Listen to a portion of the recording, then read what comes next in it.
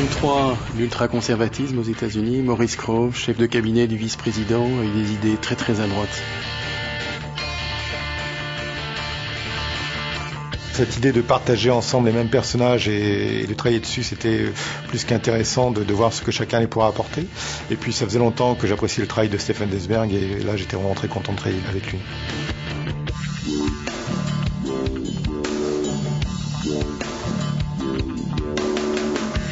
Griffo a été le premier à commencer, donc il a imposé une charte graphique des personnages qui existait au préalable mais que lui a mis en action. Et puis après, il y avait par exemple Daniel qui fait le tome 5 a eu des scènes à dessiner avant que je ne les fasse et vice versa, j'ai imposé à d'autres des scènes que je faisais. Donc oui, non, c'était un jeu absolument chouette.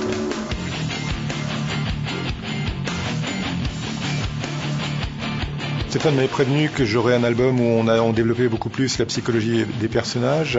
Et ce qui m'intéressait, c'est qu'on avait un personnage comme Jared dont la fêlure et se met en place de plus en plus et se dessine. On a le personnage de Scarlett qui, elle, est vraiment déjà très abîmée. Et on a d'autres personnages qui sont hermétiques, mais dont on sent qu'il y a quelque chose qui se passe.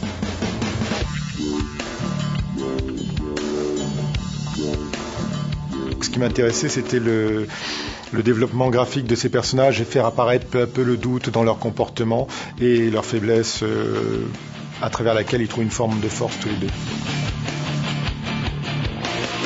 C'est le personnage de Saskia qui m'a certainement le plus touché là, même si Jared est un personnage omniprésent et c'est le personnage qui est dans le doute, ainsi que Saskia, mais j'ai beaucoup travaillé le passé de Saskia et ses faiblesses d'enfant martyrisé, donc oui, ça me touche forcément à ce niveau-là, oui.